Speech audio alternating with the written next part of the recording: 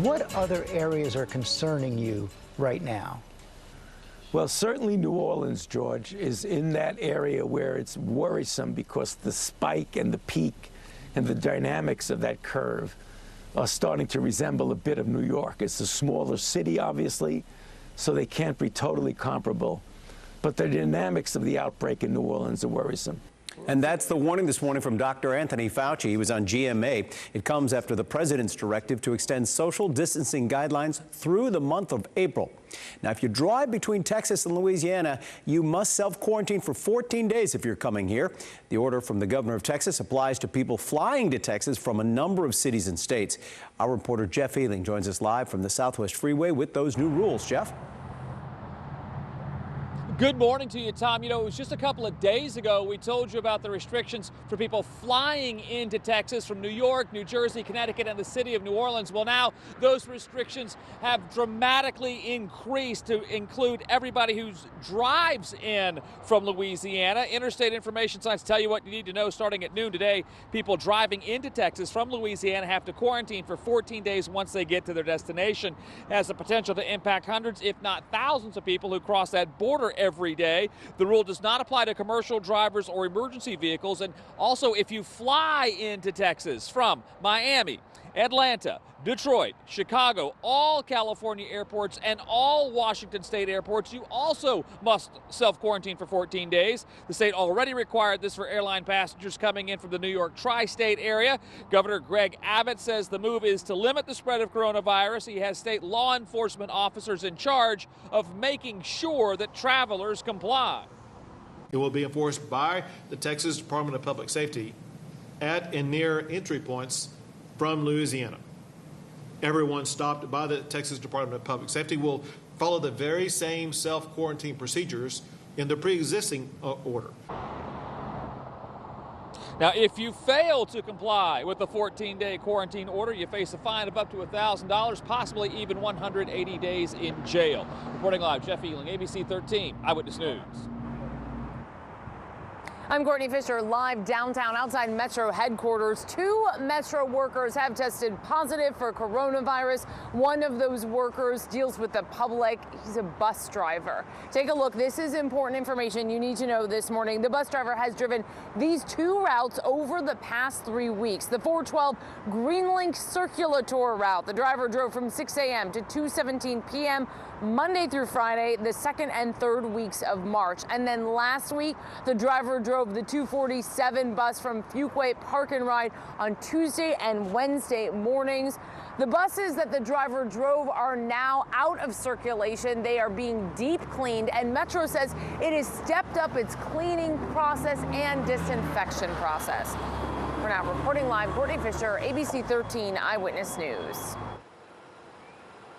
I'm Charlie Edsity in Northwest Houston, where Mayor Sylvester Turner is now touring hospital facilities like this one. This is Kindred Hospital, and the mayor says increased testing in this area means there's going to be more and more confirmed cases of coronavirus, which is why he is looking at hospitals like this one that could possibly be a backup option to help serve more people. With coronavirus cases now above 280 and counting in Houston, Mayor Turner says vacant hospitals could provide an extra layer of preparedness. In terms of the capacity of this particular facility, there are 68 beds that are available. Of that 68, there are 21 ICU beds. Can you resay that? ICU, that are ready to go. All of the hookups are available. Kindred Hospital is one of several facilities being toured and considered for possible hospital overflow or emergency housing in case it's needed. The hospital's lease is up tomorrow, and as the mayor points out, Kindred would be ready to go quickly. And I think the city can use this hospital. It's everything like they mentioned about it. Is 21 ICU bed there. They can be initiated, within a few days. And all the connections are here. This building is built for the hospital, and the hospital was running for at least last 10 years, and they were running pretty good. As for the state, Governor Greg Abbott says the Kay Bailey Hutchinson Convention Center in Dallas will be used for overflow hospital capacity in that area with 250 beds and plenty of room to expand if necessary. And you just heard there, this hospital currently can hold 68 hospital beds, but it can also be increased to 100 hospital beds if needed. In Northwest Houston, Charlie City, ABC 13 Eyewitness News. This morning, a man and a woman ended up in the hospital after they ended up in Sims Bayou. They led police on a short chase after refusing to pull over in a stolen vehicle. At some point, they went off Highway 288 near West Ormond, flipped right into the bayou.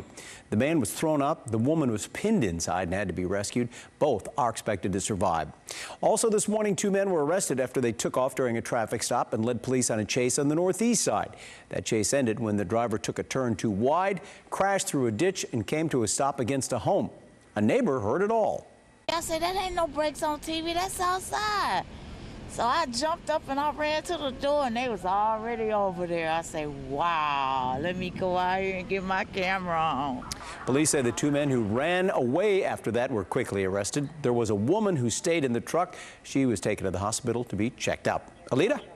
All right, after a nice end to the weekend, we're back to seeing some wet weather. Warm, humid conditions increase as we get into the afternoon. Now, today's rain chance only at 40%, at least here in the Houston area. We will see a warm front drifting further up toward the north. And so north of I-10, where that warm front sits, is where we're going to see a lot of the rain and storms this afternoon congregate. So that's where we have areas with an 80% chance. Closer to the coastline, only a 30% chance of some wet weather for you. As far as strong to severe thunderstorms, Houston not in the mix for that, or Galveston, but to areas from Burleson County up toward Polk County, you may encounter a strong, even severe thunderstorm this afternoon.